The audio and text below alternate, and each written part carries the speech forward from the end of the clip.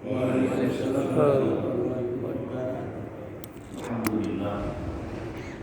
Alhamdulillah Rabbil Alamin. Wassalatu wassalamu ala sayyidina Muhammadin wa ala alihi wa ashabihi ajma'in. Rabbi shrah li sadri. Amin. Amin. Amin. Subhanaka la ilma lana illa ma 'allamtana innaka antal alimul hakim. La haula wa la quwwata illa billahil aliyyil azim. Yang sama kita muliakan guru kita Ustaz Haji Muhammad. Sama kita muliakan Ketua DKM Masjid Al-Istiqomah Pak Ustaz menjadi para jamaah sholat subuh semua. Mudah-mudahan kita senantiasa dirahmati Allah Subhanahu wa Ta'ala. Kita lanjutkan kajian kita hadis dalam kitab Al-Jawahir yang dikarang oleh Dr. Kiai Haji Ahmad bin Badrul Zaman. Kita doakan mudah-mudahan beliau senantiasa sehat walafiat dan ilmunya bermanfaat bagi kita semuanya. Al-Fatihah. A'udzubillahi minasyaitonir rajim. Bismillahirrahmanirrahim. Alhamdulillahirabbil alamin. Iyyaka na'budu wa iyyaka nasta'in. Ihdinas siratal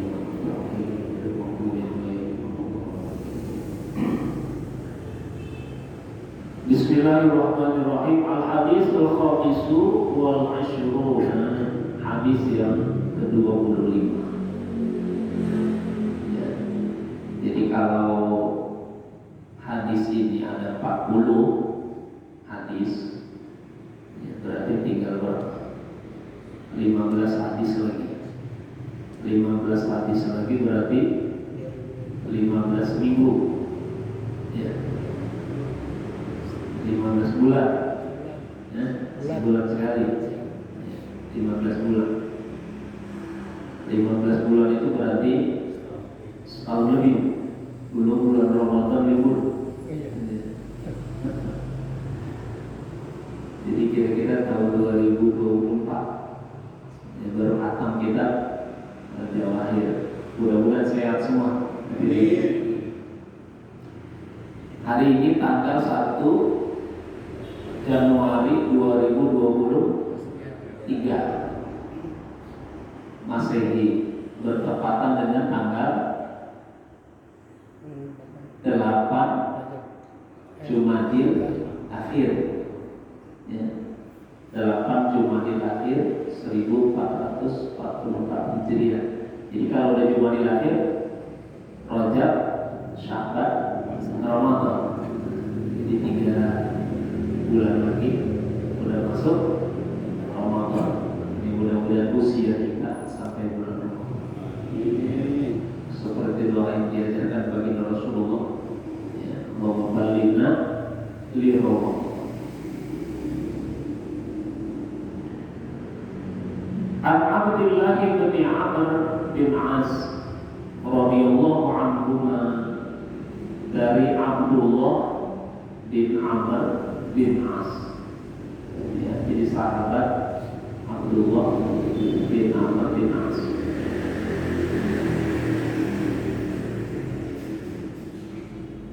Beliau ini masuk Islam kira-kira pada usia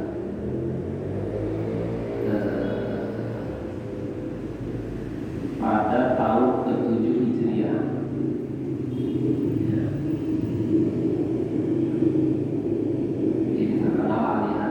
Sampai-sampai Imam Abu Hurairah mengatakan bahwa sahabat Abdullah itu sahabat yang paling alim. Kepercayaan bagi Rasulullah SAW, ya, bahkan sampai mengkodifikasi yang buat satu kitab namanya Shahifah As-Sabiqah bin Amr bin As. Jadi kita kalau baca kitab Budul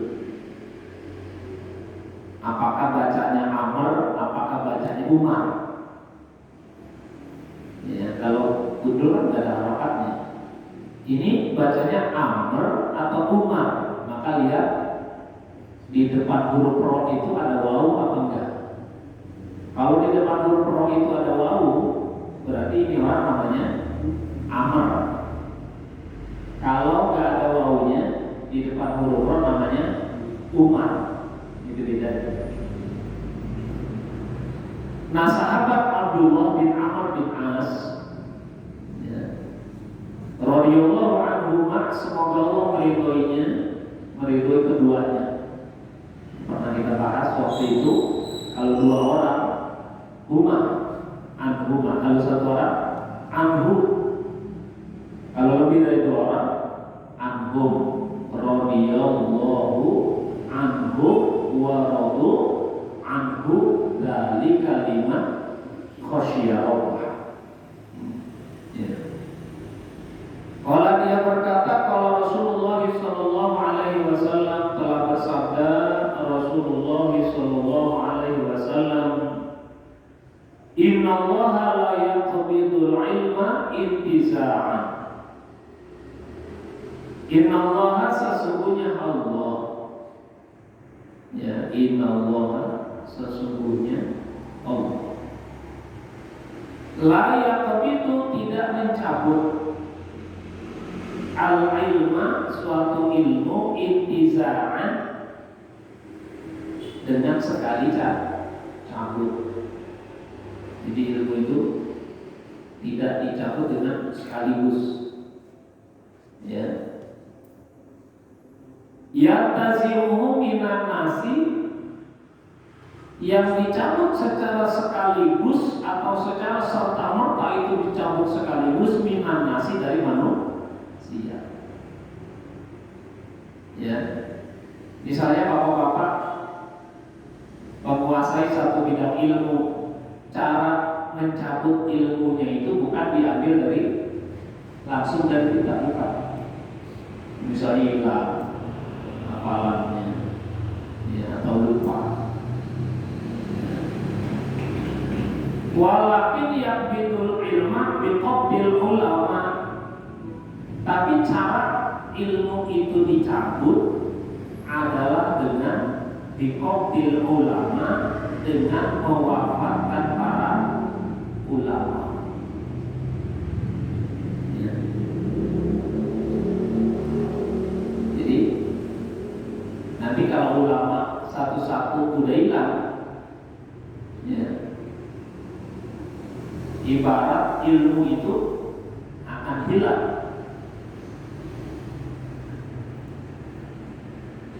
Hatta idza lam yubqi aliman, sampai jika tidak tersisa lagi aliman, orang alim, ittakhadha nasu ru'usan juhalan. Ittakhadha nasu, maka manusia mengambil, ya, ru'usan juhalan, para pemimpin dari kalangan orang-orang bodoh. Juhal itu jawaban dari jahil. Jahil artinya bodoh. Ya, makanya ada musuh Islam namanya Abu Jahal. Ya. Kalau yang sekarang ini Abu apa namanya? Musuh Islam. Ya. Ru'usan juhalan, sampai tidak tersisa di satu kampung itu seorang ulama pun. Maka ittakhadha nasu ru'usan juhalan, manusia mengambil pemimpin-pemimpin yang bodoh, fasu'ilu, ya, fasu'ilu, maka ditanya, ya, pemimpin itu ditanya, ya, oleh orang-orang yang ada di daerah itu, fa'aftau bi ghairi ilmin, kemudian dia memberi fatwa tanpa ilmu.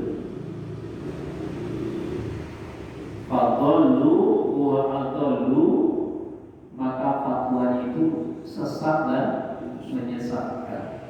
Rawahul Bukhari wa Muslim, hadis riwayat Imam Bukhari dan Muslim. Hadirin yang dirahmati Allah Subhanahu wa taala, yang bisa kita petik pelajaran dari hadis ini. Yang pertama, siapa itu ulama? Dalam surat Fatir ayat 28 disebutkan innama yakhsyallaha min ibadihil ulama. Ulama itu adalah orang-orang yang takut kepada Allah. Maka di situ pakai adat hasyar, innama, hanya yang takut pada Allah itu hanya para ulama. Yang tidak takut kepada Allah berarti bukan ulama. Ya. Jadi ada kata khasyah di sini. Kalau Ibnu Abbas ya menyebutkan siapa itu ulama? Alladzina ya'lamuna anallaha ala kulli syai'in qadir. Kata Ibnu Abbas, ulama itu adalah orang-orang yang mengetahui bahwa Allah itu berkuasa atas segala sesuatu. Itu ulama. Ya, menurut Ibnu Abbas.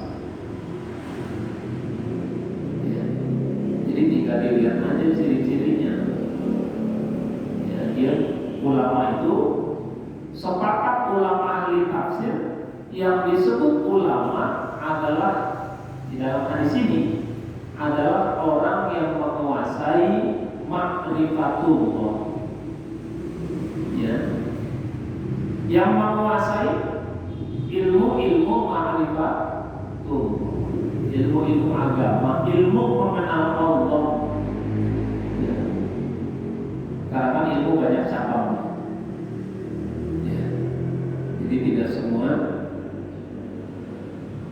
dikategorikan sebagai ulama dalam hadis ini. Jadi orang-orang yang berpengetahuan luas tentang agama itu diwafatkan oleh Allah Subhanahu wa taala, dimaksudkan dalam hadis ini. Itu satu ya sini. Jadi ulama itu adalah mereka yang takut kepada Allah. Ketika memberikan fatwa, apakah fatwanya ini sesuai dengan hukum-hukum Allah atau tidak? Bukan fatwa yang pesanan. Bukan fatwa yang pesanan, bukan. Kalau dibayar, bilangnya halal. Kalau nggak dibayar, bilangnya haram. Itu nggak takut, Pak.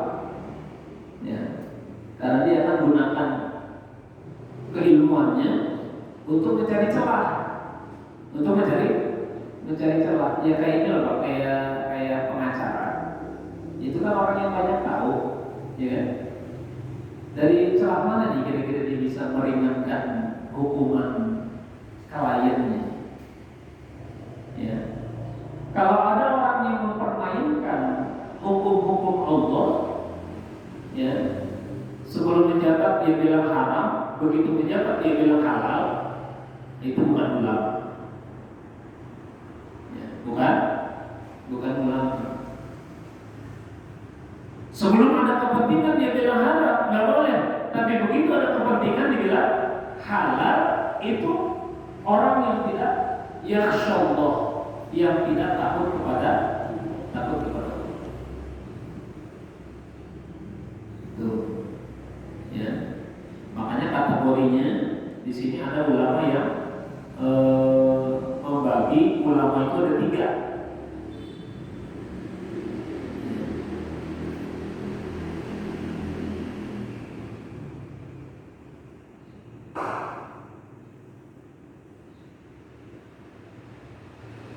Kata Imam Sufyan Ats-Tsauri, ya, Ibnu Hayyan, atau As-Sabini, karena yuqalu al-ulama, salah satu ulama itu ada 3.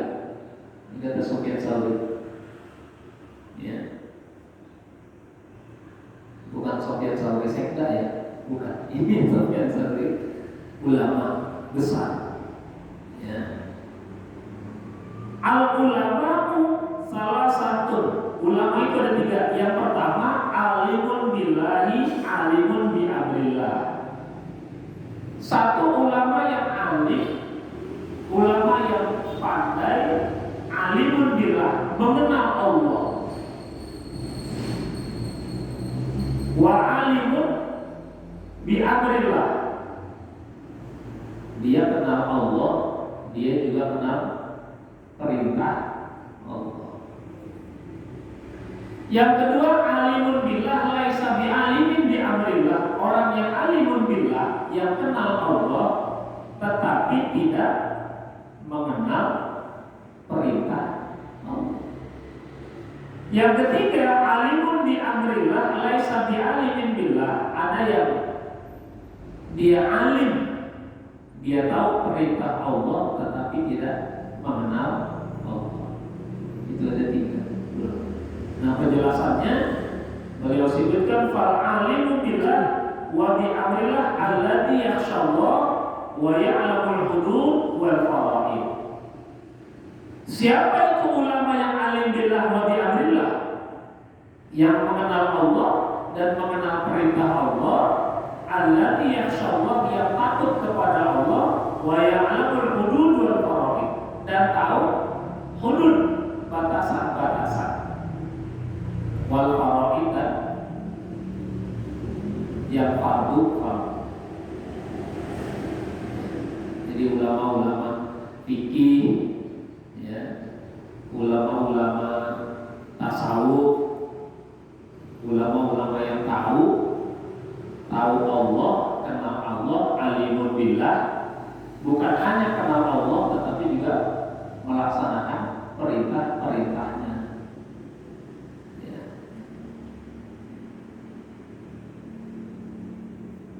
Jadi yang tahu juga tentang batasan-batasan, tentang hak-hak, tentang hukum-hukum Allah, ya, wal faraid, dan tentang fardu-fardunya atau tentang ilmu faraid. Ya. Ada satu keterangan yang mengatakan bahwa ilmu yang pertama kali dicabut di dunia ini adalah ilmu faraid. Ilmu faraid itu kan ilmu warisan. Ya. Ada nggak orang sekarang yang bagi harta warisan pakai ilmu faraid? Nah, jarang ya. Itu sudah ada. Lidzakari mislu hamzil unsayaini. Laki-laki itu jatahnya 2, perempuan jatahnya 1. Datang emansipasi wanita, gerakan hak asasi perempuan. Kalau laki-laki dapat 2, kenapa perempuan nggak bisa dapat 2 gitu? Jadi pengen sama. Padahal teks Quran itu jelas lidzakari mislu hadzil unsayaini. Ya. Di luar itu. Makanya bapak-bapak yang masih punya harta banyak, kumpulin anak-anaknya, terus bagi-bagi dana. Kalau dibagi-bagi ketika bapaknya masih hidup, itu namanya bukan ilmu waris, hadiah. Jadi boleh dibagi, misalnya dibagi sama boleh. Tapi kalau dia sudah meninggal dunia, maka pembagiannya harus berdasarkan ilmu waris. Kumpul itu anaknya misalnya ada 10, bapaknya punya tanah 10 hektar. Jadi arang berapa berarti? Arang 1 hektar, 1 hektar itu 1 hektar, 1 hektar, 1 hektar. Ada orang sekarang yang pasti punya 10 hektar. Ya. Termasuk utang, termasuk utang. Kumpulin anak-anaknya, kasih tahu bapaknya, kasih tahu. Ya. Bahwa bapak punya utang di sini, utang di sana. Jadi biar tahu itu bapaknya meninggal dunia, tahu utang-utang bapaknya di mana. Ya. Itu tentang harta. Karena memang ketika meninggal dunia, ya pasti banyak gejolak. Ya. Itu jadi ilmu yang pertama kali dicabut adalah ilmu tentang barisan tauhid. Yang kedua, wal alimu billah laisa bi alimi amrillah. Ulama yang jenis kedua, alladzi yakhshallah wa la ya'lamul hudud wal faraid. Ulama yang takut kepada Allah tapi tidak menguasai ya ilmu fikih dan ilmu faraid.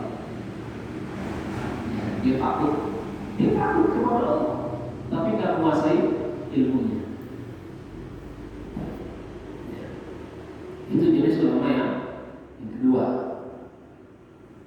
Wal alimu bi amrillah laisa bi alimin billah. Yang ketiga, alim bi amrillah laisa bi alimin billah alladzi ya'lamu hudud wal faraid wa la yakhsha Allah azza wa jalla. Ya. Ulama yang ketiga, dia tahu perintah Allah tetapi tidak mengenal Allah. Siapa itu? Mereka yang tahu hukum-hukum fikih, tahu hukum-hukum faraid, ya tetapi tidak takut kepada Allah. Tahu ilmunya sholat tapi tidak sholat. Ya. Tahu tentang bagaimana kita wajibnya membantu orang yang kesusahan tetapi tidak membantu. Itu namanya la yakhshallah, tidak takut kepada Allah. Makanya sampai dicap sebagai orang yang ara'aital ladzi yukadzibu bid-din. Beragama tetapi tidak punya nilai-nilai agama. Namanya yukadzibu bid-din. Ya. Begitu ditanya agamanya apa? Islam. Ibadah enggak? Enggak. Agamanya apa? Islam. Puasa Ramadan enggak? Ya. Ini artinya la yakhshallah, tidak takut kepada Allah. Ya. Jadi dia persiapkan betul untuk berhadapan nanti di pengadilan akhirat apa yang dia bawa. Ya, amal apa yang bisa dia banggakan nanti ketika diadili di pengadilan akhirat. Apakah dia sebagai imam yang adil? Apakah dia sebagai orang yang qalbuhu mu'allaqun bil masajid, yang hatinya selalu pengen ke masjid? Apakah dia orang yang bersedekah dengan tangan kanan, tangan kirinya nggak tahu? Apakah dia orang yang ahli ibadah? Apakah dia orang yang meneteskan air mata di malam hari, ingat akan dosa-dosanya? Golongan mana kita? Ya tinggal dipilih supaya nanti sab'atun yuzilluhumullahu fi dhillihi yawma la dhilla illa dhilluh. Kita dinaungi. Ya, mau pilih yang mana? Pemimpin yang adil, tinggal dipilih. Nah itu ulama. Ya. Ada juga kaul yang mengatakan man lam yahzan bimautil ulama fahuwa munafiq. Siapa orang yang tidak sedih dengan meninggalnya, dengan wafatnya ulama, fahuwa munafiq, maka dia kategorinya orang munafik. Ya. Ada ulama yang meninggal, dia lihat di TV, ya, atau dia dengar di berita, atau dia baca di berita online. Ya, ada ulama yang meninggal dunia, ulama yang ilmunya luar biasa, ya, ulama yang alim billah, ulama yang ma'rifatullah, ulama yang ahlu sunnah wal jamaah, ulama yang membimbing, ya, para jamaahnya untuk mengenal Allah, ulama yang sedemikian banyaknya jamaahnya. Orang-orang sedih, dia nggak sedih. Maka ini masuk kategori munafik. Ya, mudah-mudahan di hati kita ada yang seperti itu. Kalau kita dengar ada berita ulama yang meninggal dunia, ya, kita doakan, kemudian bersedih. Kalau kata orang tua kita dulu, dicabut paku bumi. Ya. Ulama-ulama itu kan paku bumi lah. Jadi kalau ulama-ulama yang kebanyakan menimba dunia, ibaratnya bumi udah gak ada pakunya. Satu bangunan yang kalau udah pakunya udah bercopot, itu ibaratnya bangunan yang udah mulai roboh. Ya. Bumi kalau paku-pakunya udah mulai pada dicabut, ya, maka gak lama lagi itu bumi akan hancur. Ya. Kita bersyukur dengan ulama-ulama kita, dengan guru-guru kita yang tanpa kita ketahui, ya, para ulama, para guru-guru kita, para masyayikh itu bangun malam, kemudian berdoa, berzikir kepada Allah, beristighfar, mendoakan kita sebagai murid-muridnya, mendoakan jamaahnya, mendoakan umat Islam, beristighfar, maka tidak akan turun azab selama ada orang yang beristighfar kepada Allah. Selama orang-orang yang mintakan ampun kepada Allah di waktu sahur.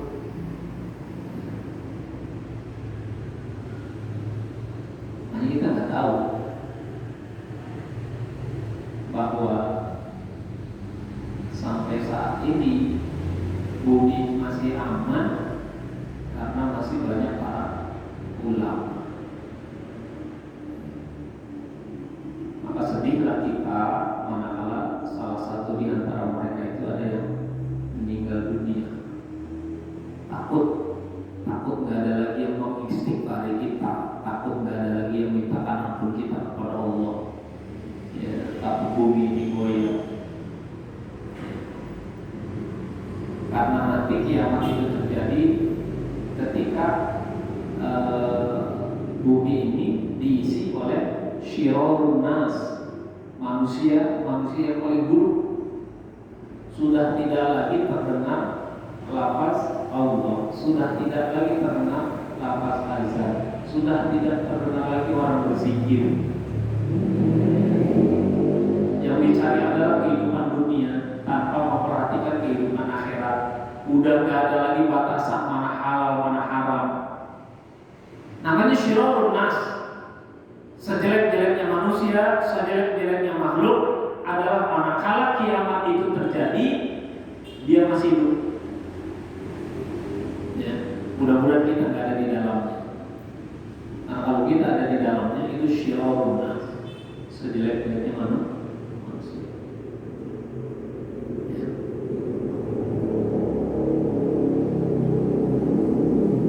Jadi ketika ulama yang alim ini dicabut, diwafatkan oleh Allah Subhanahu wa Ta'ala, maka orang-orang sekitar ketika membutuhkan satu fatwa, membutuhkan satu keputusan, sudah tidak ada lagi itu ya tempat mereka bertanya.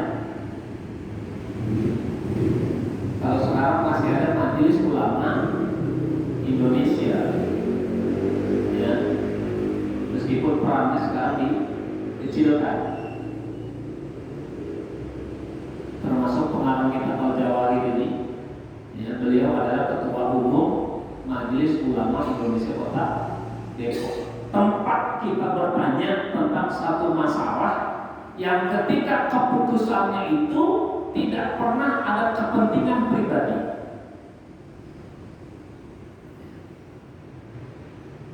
Yang ketika kita tanya tentang satu keputusan, itu diputuskan berdasarkan Quran Sunnah, ya, ijma, qiyas.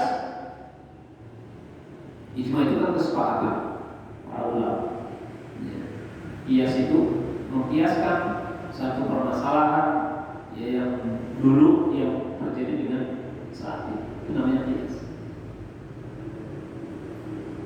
Manakala kita bertanya pada ulama, ketika ulama itu memberikan fatwa, maka ikuti. Ya. Maka ikuti fatwa itu, karena fatwa itu muncul tidak berdasarkan pesanan. Fatwa itu muncul bukan berdasarkan kepentingan pribadi, tetapi pasti sudah diistiqorohkan tentang keputusannya. Ya. Dulu kan kami Pak tentang hukum, apa hukumnya kami keluarga berencana dulu zaman Pak Harto. Amin. Ulama-ulama banyak yang menentang bahwa kami itu haram. Ya, dikaji, menghasilkan suatu keputusan. Kalau tujuannya tahdidun nasl, membatasi keturunan, maka hukumnya haram. Tahdidu nasl, hukumnya haram. Kenapa haram? Karena bertentangan dengan hadis Nabi yang mengatakan tasawwurul walud, nikailah oleh kalian itu ya perempuan-perempuan yang banyak rasa cintanya, kemudian yang banyak keturunannya. Nah kalau dibatasi ya 2 anak cukup gitu misalnya kayak iklan ini kan ya, 2 anak cukup ya. Nah, itu namanya membatasi tahdidun nasl. Ya, kami-nya ada namanya vasektomi, ada namanya tubektomi. Jadi apa itu udah pokoknya kalau udah dipotong itu udah subur. Itu namanya tahdidun nasl, pembatasan, dibatasi. Ya bertentangan. Rasul pengennya umat itu banyak. Rasul senang kalau umat Islam itu banyak. Dan alhamdulillah di Indonesia ini ya tercatat sebagai Muslim terbesar di dunia. Kenapa bisa terbesar? Karena penduduk Indonesia itu sekarang berapa juta? 265 juta. Ya, itu dari lagu Oma 155 juta, sekarang 265 juta, itu nambahnya berapa? Dan sebagian besar di antara mereka adalah orang Islam, Muslim. Kalau Arab Saudi itu kan negaranya kecil, ya, meskipun 100% Muslim, tapi negaranya kecil. Kita ini negaranya besar, dari Sabang sampai Merauke. Ya, itu kalau terbang aja Pak, Sabang Merauke itu berapa jam? 9 jam. Kayak kita nih dari Jakarta ke Mekah itu 9 jam. Kita di Indonesia keliling dari satu titik, ya, barat sampai titik timur itu 9 jam. Bayangin itu terbang 9 jam. Ya. Penduduknya banyak dan mayoritas beragama Islam. Ya, makanya kalau nyalek-nyalek atau nyalek pemimpin di Indonesia itu ya kadang-kadang ada yang ngaku-ngaku Islam. Supaya apa? Merebut suara umat Islam. Coba besok Pak, 2023 menjelang 2024. Itu ada yang tiba-tiba pakai kerudungan, ada yang tiba-tiba pakai mudah-mudahan, ada yang tiba-tiba rajin datang ke majelis-majelis taklim, masjid-masjid itu. Ya. Nah yang jelas, ketika kita tanya pada ulama dan dia memberikan satu fatwa yang diputuskan fatwa itu bukan berdasarkan keinginan pribadi kayak tadi, bahwa tujuan KB itu kalau tahdidun nasl itu haram, pembatasan dibatasi 2 misalnya itu haram.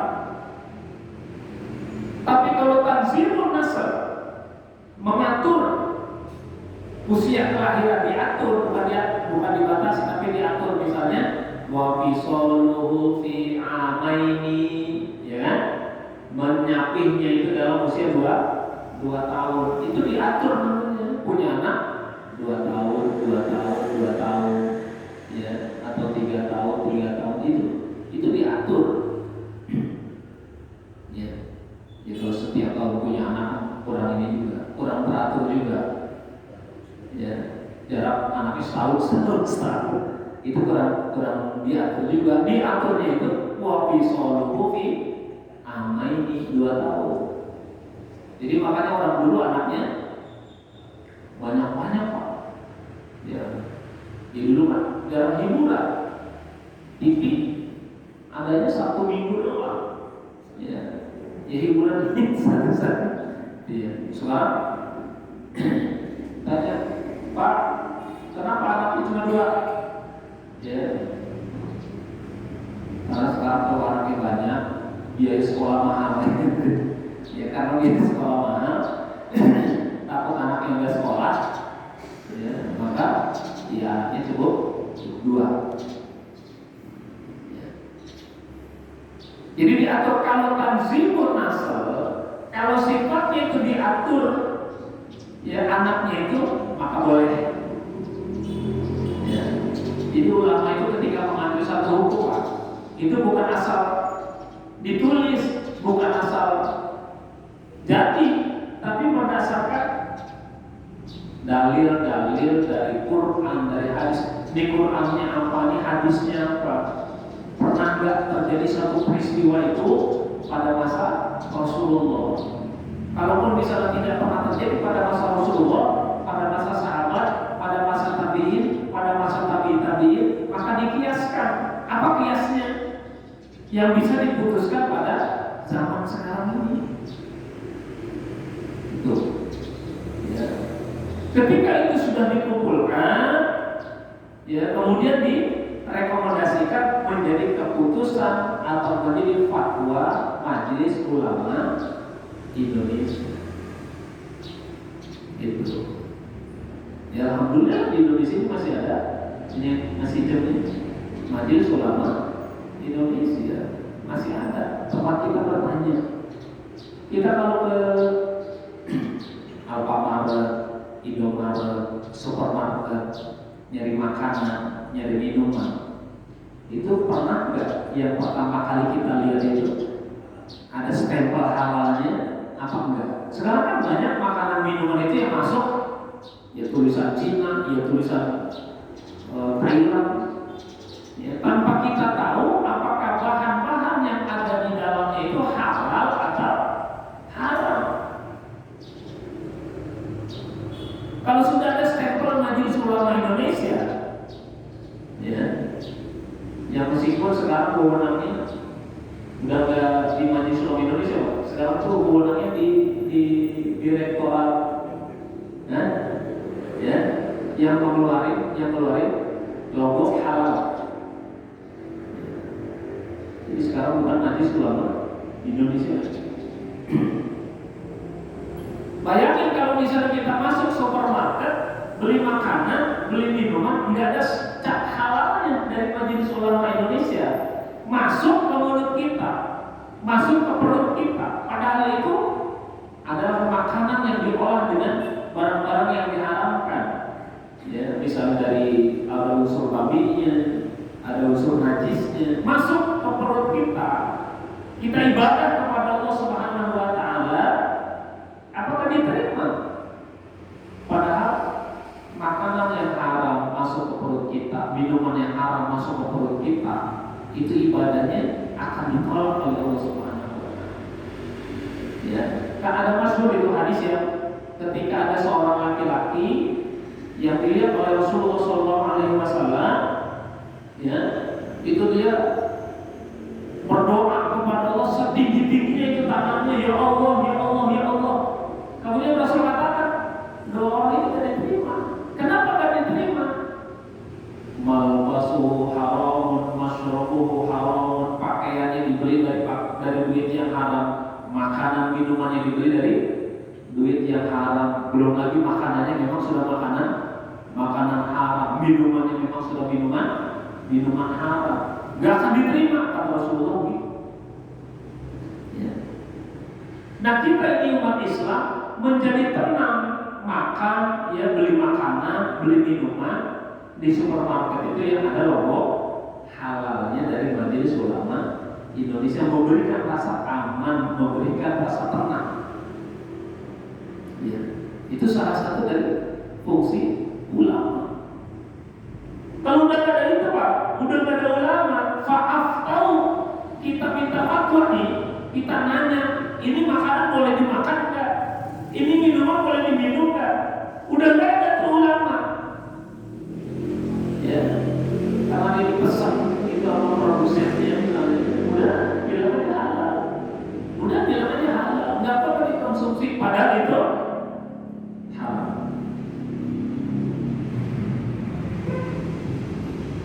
Makanya sedih kita.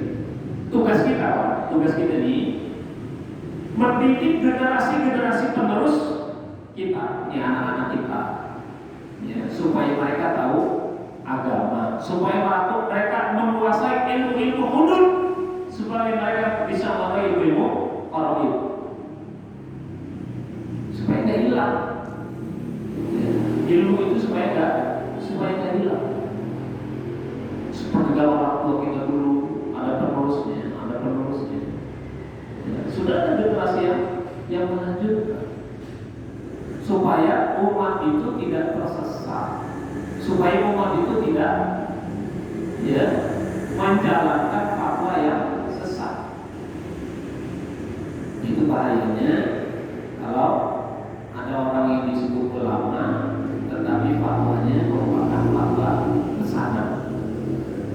Ya, kita doakan para ulama kita mudah-mudahan senantiasa istiqomah, tetap memegang teguh keilmuannya, tetap membimbing jamaahnya, tetap membimbing umat-umatnya, dan mudah-mudahan kita doakan ulama-ulama yang ada di Mampang, Allah sehatkan badannya, Allah panjangkan umurnya, Allah mudahkan segala urusan. Amin ya rabbal alamin. Demikian kajian kita hadis yang ke-25, yang mudah-mudahan kita lanjutkan pada bulan depan hadis yang ke-26, tentang membacakan Al-Quran kepada seseorang. Wallahul muwaffiq ila aqwamit thoriq. Wallahu a'lam bishawab. Wassalamualaikum warahmatullahi wabarakatuh.